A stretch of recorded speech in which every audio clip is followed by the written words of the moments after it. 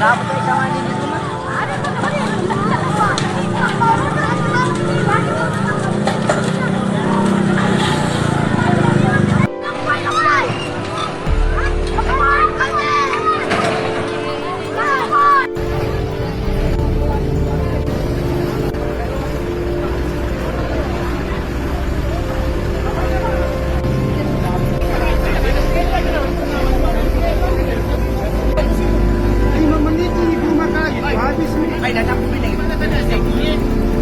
Iya, dia bilang cas kaki dia.